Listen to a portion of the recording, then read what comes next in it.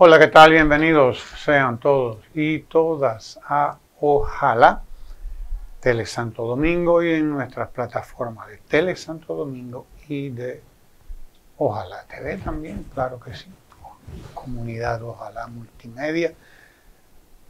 12 de septiembre, muy cerca del 11 de septiembre, para nosotros recordar esos dos acontecimientos tan distantes relativamente en el tiempo, como fue el derrocamiento de Salvador Allende en Chile en el 1973, hace 29 años, hace mucho más, 40 años. Todo el mundo recuerda aquel acontecimiento, ¿no? Sí, en 1973 al 22, hace unos cuantos años, sí, éramos unos imberbes entonces. Y recordamos qué puede haber en común, entre un acontecimiento que ocurre en 1973, hace casi 50 años, y un acontecimiento que ocurre en el 2011, es decir, digamos, casi 40 años después. Sí, tienen algo en común. Tienen mucho en común. Lo común es el terrorismo que hay precisamente en ese golpe de Estado que se dio contra Salvador Allende, ese atentado contra la democracia en Chile, miles de muertos, miles de ciudadanos desaparecidos, que son muertos también, porque los desaparecidos al fin y al cabo no aparecieron nunca. Son muertos también, aquella famosa Operación Cóndor que asesinó a tantos jóvenes,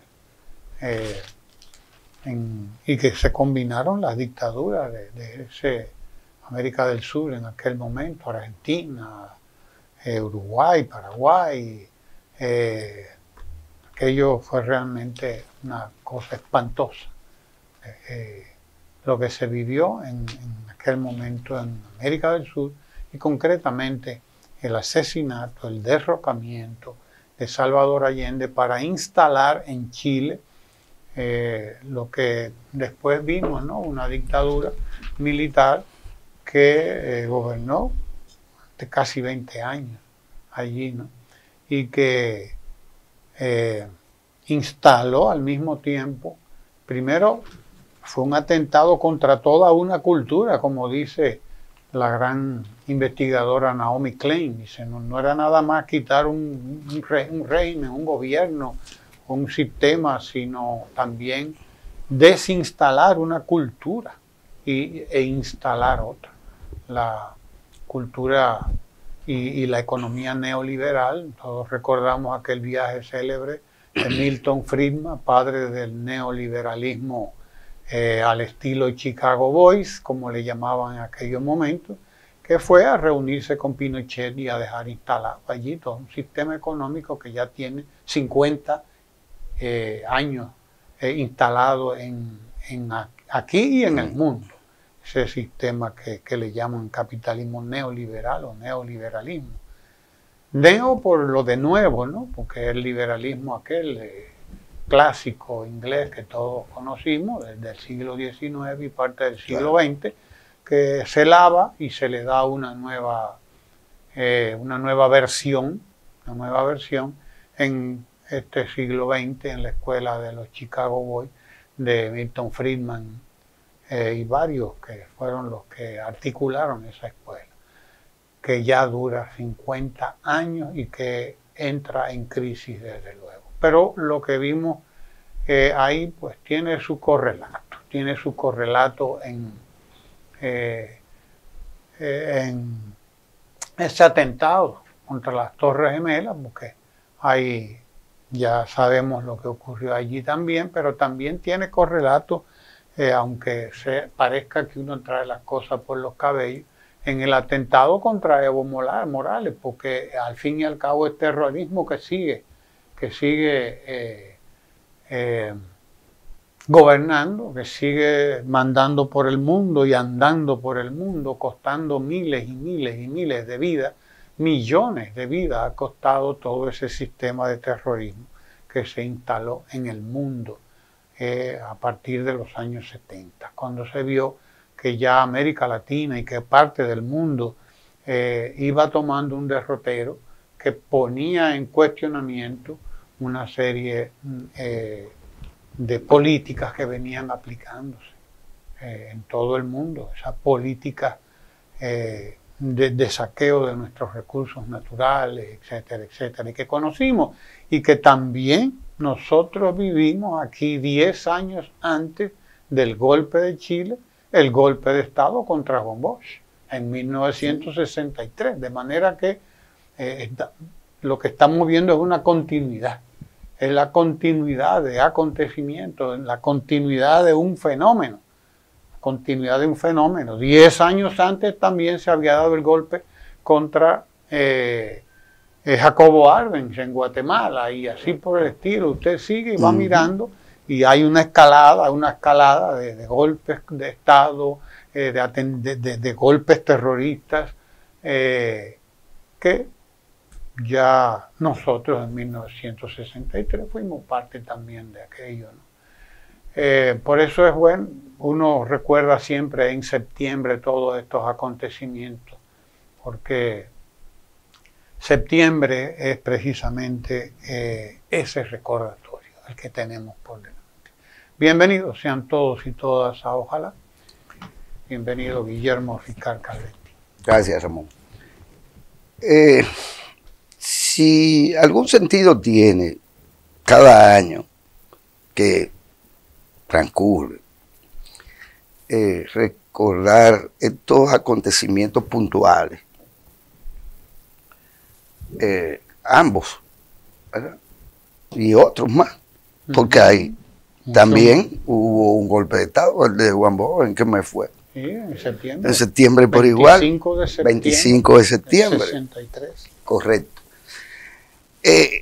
Es no solo conmemorar aquellos acontecimientos como homenaje y agradecimiento eterno a las víctimas, que para que se quede claro en la memoria de todos, solo en el caso de Chile estamos hablando de más de 30.000 muertos, resultado inmediato porque tampoco es que duraron 25 años asesinando, no, duraron 25 años asesinando, pero la primera jornada de aquello, la primera jornada, que va desde la concentración de miles de víctimas, de posteriores víctimas de cualquier tipo de barbaridad y de abuso, cuando los concentran en el estadio aquel famoso.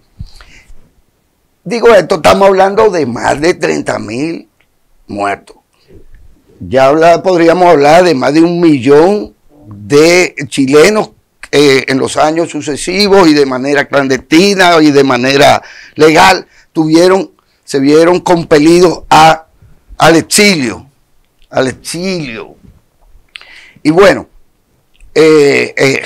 si para algo sirve el tener que referirnos todos los años a esto, es para agradecerle, al final de cuentas, el sacrificio de aquellos jóvenes, porque fue en realidad no solo, pero la juventud chilena. Y súmele a eso, entonces, todo lo demás que quiero entonces apuntalar por igual. Si para algo sirve este ejercicio, es para entender el fenómeno y aprender de esos acontecimientos. No, que lo muerden. No, eso todo respondió a una estrategia, a un plan macabro, urdido por el Pentágono y la CIA, a propósito de la Guerra Fría, a propósito de iniciativas específicas para cada región y actuándose coordinadamente con las cúpulas militares, que no solo de Chile, que es el caso de ese año, sino de todos los demás países del cono sur, y entonces súmele los miles y miles más de muertos y de desaparecidos y exiliados que eso generó. Más grande quizás que los crímenes atroces que nos llegan al recuerdo en Chile. No, es que fue en todas partes de América. Y por hablar de América, porque por igual lo fue en muchos otros sitios. Planes que estaban muy claros desde principios de la década del 60, cuando la Guerra Fría llega a su más álgido momento, clímax, y con la crisis de los cohetes del 62 en Cuba, el conflicto y la negociación posterior de Nikita Khrushchev y Kennedy, y los Kennedy. Pero con todo lo que se pretendía con respecto a Nicaragua, a Panamá, etcétera. Recordamos aquella del plan de Reagan del Caribe, la iniciativa, sí, que fue esencialmente para no solo las Antillas, sino para todo este Caribe continental, digamos. De manera que lo que nos debe quedar claro es que las cosas estas que conmemoramos, que por cierto lo han trivializado tanto que ya cualquier cosa se recuerda o se conmemora y se convierte en... Aquí hasta uno mismo se conmemora. Todos los años hay que cumplir años, y hay que celebrarlo. Pero la realidad es que esto es una lucha que viene de muy para atrás, que poco tiene que ver con específicos, porque entonces así casi no se entiende. Hay gente que pretende ver los primeros 12 años de Balaguer ajeno a todo lo que pasó en Chile o en Argentina, a todo lo que pasó en el resto de la región. Pero del 66, los mismos, valiéndose del balaguerato de los neotrujillistas, aquí mataron miles y miles de izquierdistas, comunistas, enemigos de la patria, enemigos de las Fuerzas Armadas. Es que el modelo era caribeño, pero era exactamente la misma agencia de la CIA que articuló los planes y los ejecutó. Entonces usted tiene esa supuesta idea, supuesta no, que la gente sabe que eso no era democrático, esos 12 años del Balaguer. No era democrático porque a la CIA le importaba si era o no democrático, porque la lógica de ellos estaba sobre la base de la Guerra Fría, pero además con un plan para todo el mundo. Por eso gente que intervino aquí, como Dan Mitrione, fue de lo que ejecutó aquellos planes. ¿Entiendes? Es decir, es que no estamos hablando de un golpecito aquí, un golpecito. No, fue una política, y es lo preocupante. De golpes. De una estrategia imperial para garantizar que América estuviera del lado de, frente a aquello, y que no penetraran estos macabros comunistas en esa lógica imperial.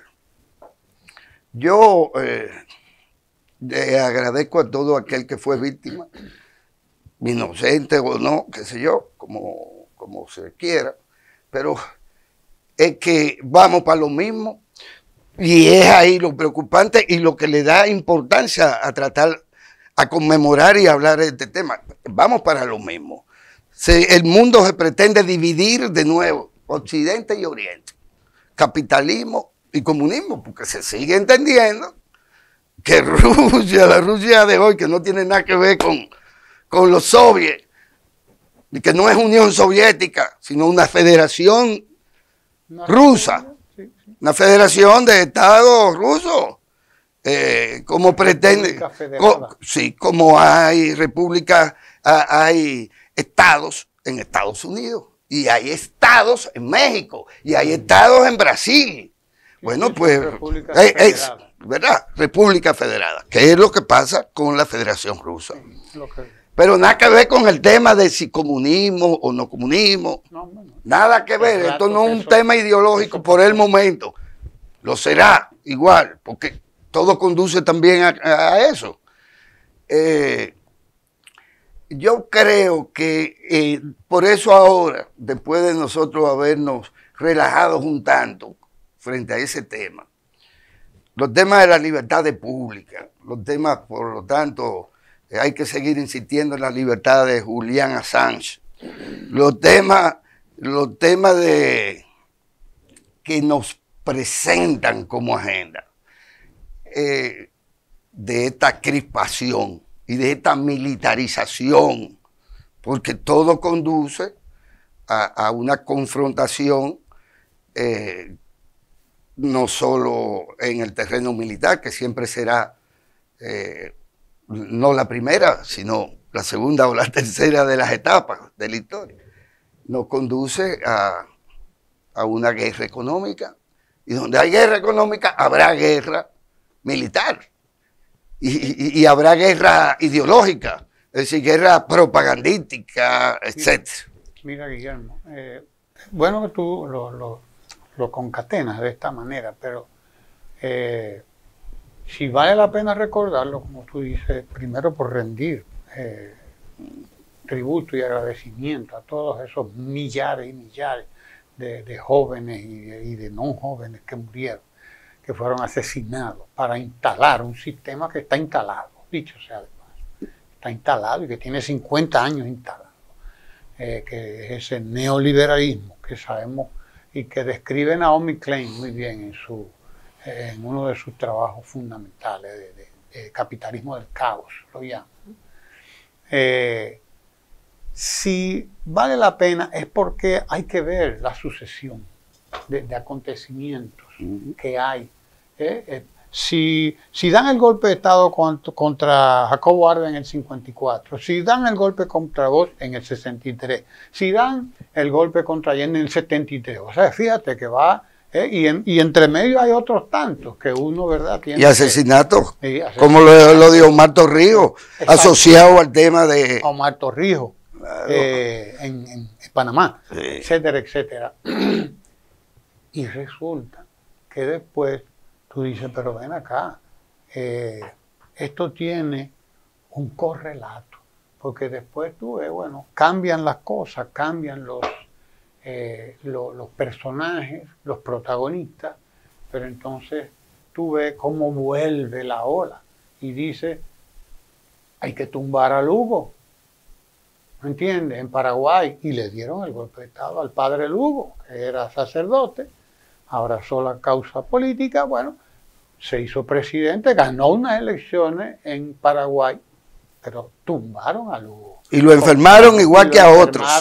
Y lo enfermaron, a Lugo también. Lo mismo que después se repite que en Venezuela contra Chávez, que, ¿me entiendes? Pero además que se trató de darle el golpe de Estado a Correa igualito que se lo habían dado a Lugo. Y así, o sea, se fue haciendo lo mismo otra vez. Y contra el kirchnerismo por igual también. Lo mismo se intentó con el kirchnerismo en Argentina y se está intentando ahora de nuevo. Otra vez. Se intentó contra Evo Morales, a Evo Morales lo iban a asesinar. Evo Morales no fue asesinado porque México intervino. Hubo una porque renunció primero. Primero porque renunció de la presidencia y segundo por la intervención de México. Y mira ahora cómo tratan de asesinar a Cristina Kirchner. O sea, sigue el modus operandi del terrorismo. ¿Y cómo cuando no hay otra manera, pues hay que resolverlo de alguna manera, ¿no? ¿Cómo se comporta la OEA a propósito del indecente de Almagro? Porque no tiene honor ese golpista. Pero es exactamente lo mismo que cómo se instrumentalizó en la década del 60 y del 70 a la OEA. Exacto, igual. ¿Es igual? Exactamente igual.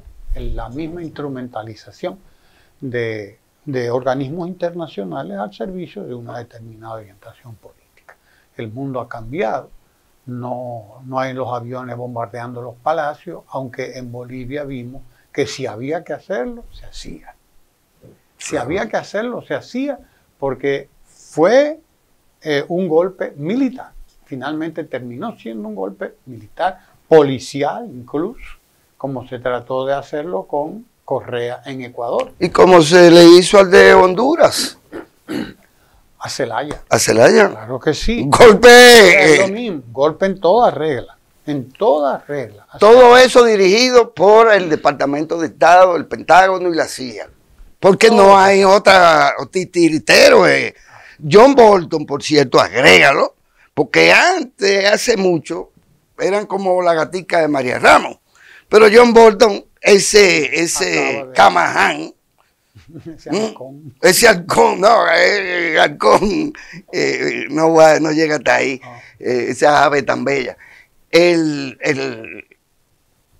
¿Cómo se dice? Sí, asesor que fue de el Bolton, ¿verdad? El Bolton. Vamos a llamarle el Bolton.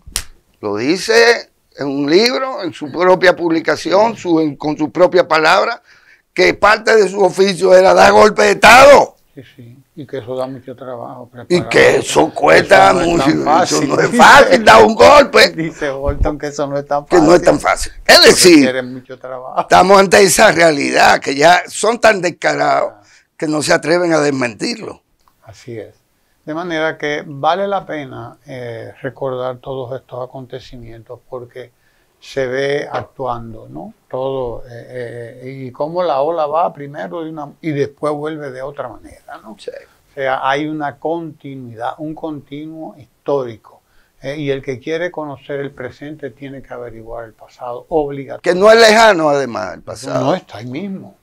El pasado que está ahí mismo, realmente. Y ahora, desde luego, primero se asesina a la gente acusándola de corrupta. Sí. Es como primero se la asesina. Lo que pasó con Lula, por ejemplo, fue un proceso, ahí hubo otro golpe de Estado. Dos. En Brasil, ahí hubo dos golpes de Estado. Uno que fue el golpe de Estado que se dio a Dilma Rousseff. Correcto. ¿Entiendes? Comenzó con Dilma Rousseff y bueno, todos y sabemos ¿por qué? todo ese proceso. Porque sabemos la prisión injusta. Exacto, contra el presidente Contra el Lula, presidente Lula. que después fue descargado, pero se tiró 2 años preso, o más de 2 años. Un año ya, un año. Alrededor de 2 años estuvo preso Lula, en lo que se armaba la investigación, como se sigue haciendo. Ya nosotros vemos aquí lo que pasa también en otro ámbito, en otra forma, pero repitiendo el mismo esquema de la operación Lava Jato, que fue una operación que sirvió para desmantelar empresas e instituciones, empresas como Embraer y como Petrobras, que fueron desguazadas y vendidas al mejor postor o al peor postor, no sabemos, pero vendidas, desguazadas, y que sirvió también para dar esos golpes de Estado en América Latina. Eso lo sabemos. O sea, Claro. Lo que cambia es el modus operandi dependiendo del momento, De las pero circunstancias. sigue haciéndose lo mismo. Y por eso conviene que no se olvide la historia. Por eso hay que recordar el golpe de Estado contra Salvador Allende. Hay que recordar el golpe de Estado contra Juan Bosch el 25 de septiembre también del 63. Va a cumplirse ahora 59 años. Estaremos el año que viene en el 60 aniversario del golpe contra Juan Bosch.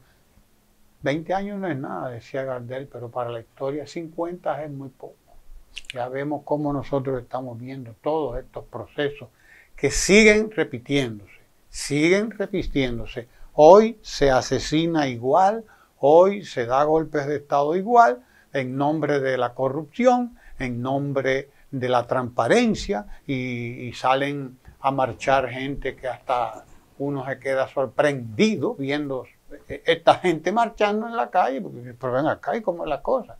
Que usted salga a marchar con sus propios enemigos, incluso con los que han sido sus, ¿verdad? Pero la confusión, porque la confusión es un elemento fundamental, confusión y la trivialización, que la trivialización también es una parte importantísima en ese papel de mantener a la gente ocupada en cualquier cosa. Por eso, yo insisto en que lo mejor es reivindicar los valores, por ejemplo, de la solidaridad internacional, de la solidaridad, los valores del humanismo, del pacifismo, porque quienes son guerreristas son los imperios.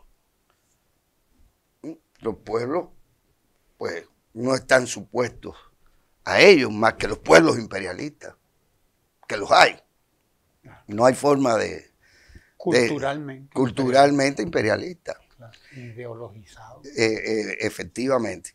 Y hay que reivindicar la lucha por la defensa de no de los derechos humanos, no, de la libertad pública, que cada vez se va constriñendo más, incluso en las benditas redes sociales, incluso en ellas. Hay que reivindicar la condición de, en el caso nuestro, de ser parte de un Caribe que nunca ha sido visto como Puerto Rico, o como Cuba solamente, o como Venezuela, o los demás países del Caribe no insulares, sino que hemos sido una región y somos parte de América Latina. Y se nos ha tratado de igual forma. De igual forma. Incluso hay naciones que han pasado más trabajo que nosotros, como por ejemplo México, que fue en su momento despojado. 2 millones, casi 2 millones. Y no solo de tierra, sino que fue despojado de la soberanía. Y se le impusieron no solo cuestiones económicas o de esa naturaleza, sino se le impusieron gobernantes que no respondían a la soberanía y a la independencia del pueblo, del Estado mexicano, de los Estados Unidos mexicanos. Entonces, nosotros tenemos que decirle a la gente, el contexto internacional, la geopolítica, nos obliga a ver al futuro, tanto como al pasado, porque si no, no se va a entender el futuro. Y los acontecimientos en general van a ser similares. La guerra es la guerra en cualquier momento de la historia. Entonces, la juventud dominicana supo lo que era la Guerra Fría. Tuvo que tomar partido. Y a eso es que yo creo que debemos dirigirnos en el sentido de decirle a los jóvenes dominicanos, no trivialicen la política, no se presten a la traición. Y digo traición a que si usted no se siente dominicano y no está dispuesto a asumir la soberanía y lo que quiere es que esto sea una colonia, un traidor. O sea, por eso hay que advertir también la traición. La traición existe. Y hablo políticamente hablando. Que es esa, solamente esa, porque ¿qué nos obliga a nosotros? De alguna manera, la patria, la soberanía, la posibilidad de que los dominicanos y las dominicanas tomen decisiones a través de sus gobernantes, decisiones soberanas, no que reciban órdenes. Después podemos discutir cualquier otra cosa, pero inicialmente yo pienso que eso es una cuestión a seguir poniéndose en el punto central de la actividad de los jóvenes. Después vamos a discutir cómo lo hacemos, si en tenis y pantalones de esos que usted usa pegaditos, y que para montar bicicleta y cosas, o si lo vamos a hacer como siempre se han hecho, etcétera. Podemos discutir muchas cosas. Pero para mí lo que le da sentido a la actividad política en países como el nuestro, y en todos los países,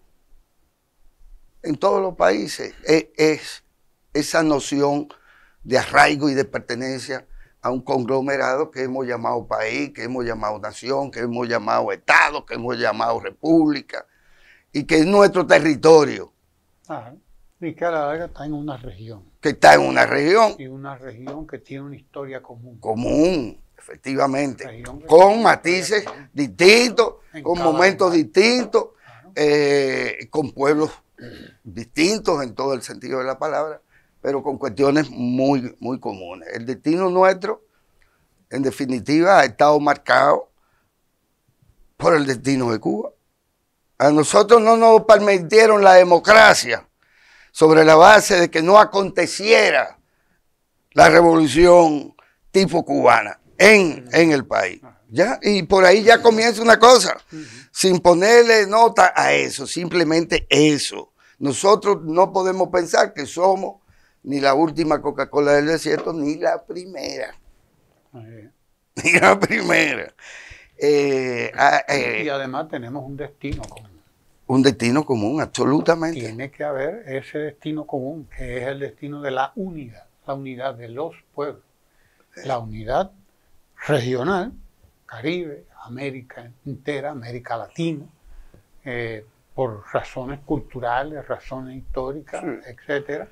El destino común de nuestro, si queremos defender nuestros recursos naturales, si queremos establecer y aprovechar nuestro mercado, porque qué sé, cuántos millones somos. Entonces hay una agenda que trabajar en común y que se venía trabajando en común en la comunidad de Estados latinoamericanos y caribeños, en toda ese conglomerado. Aunque parecería que los partidos políticos no tienen eso en agenda. Y hay que decirlo. Parecería eso. Si lo tienen, me excusan.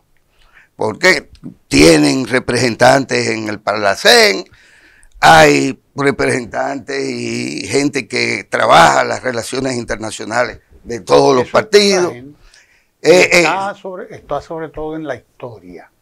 O sea, que usted no quiera, podrá haber alguien que no quiera, pero ese destino común está ahí. Ese destino común está ahí. No hay manera de que usted vaya en contra. Lo vio Eugenio María de Hostos, lo vio Bolívar, lo vieron todos y lo siguen viendo nuestros más insignes pensadores. Juan Bosch, lo vio Bosch y lo vimos y lo seguimos viendo ahí. Nuestra región se une o no llega a ningún sitio. Vamos a seguir siendo gente, siendo pueblos divididos, que es más fácil. Que lo somos, porque de alguna manera lo estamos, pero la verdad, Ramón, es que primero las potencias coloniales, España, Portugal, Inglaterra, Francia, los benditos holandeses, es verdad. Pero ya luego, en un momento dado, el que dice, se acabó esto, llegó el capitán y mandó a parar.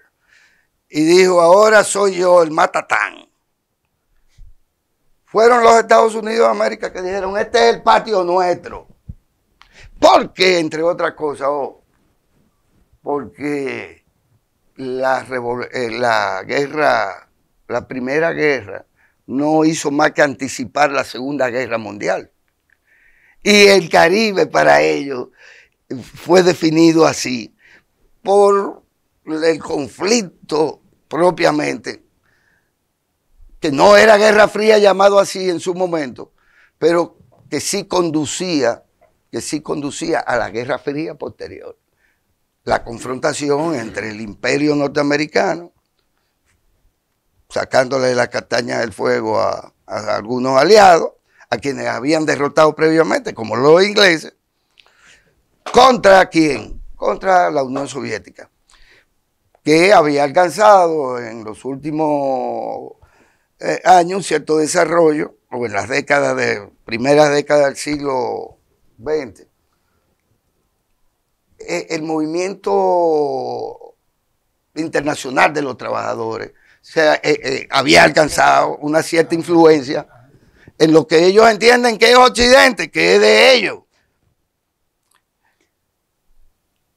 Ese es un tema bien interesante y bien largo que podemos recuperar aquí, ojalá, en un próximo encuentro, porque este se nos acaba. Y recuerden que quienes asesinaron a Salvador Allende fueron los norteamericanos con los ingleses.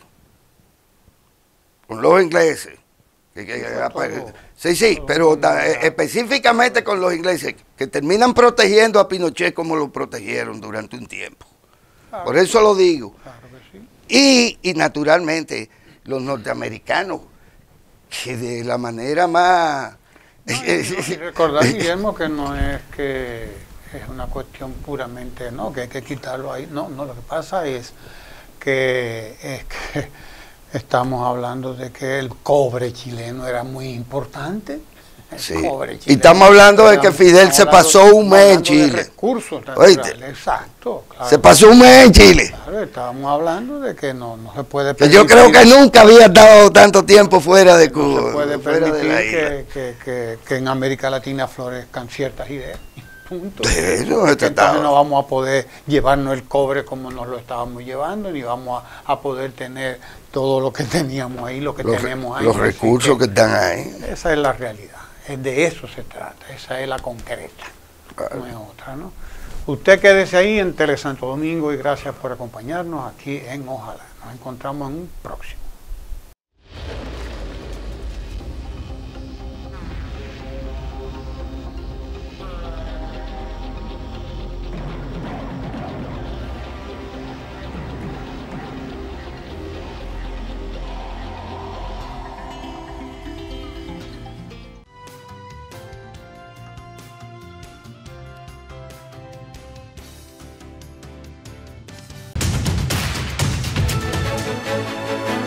Tele Santo Domingo es cultura.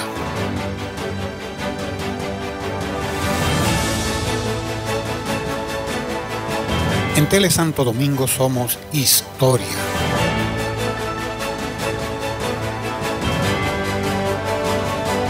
Tele Santo Domingo, televisión desde el centro del Caribe.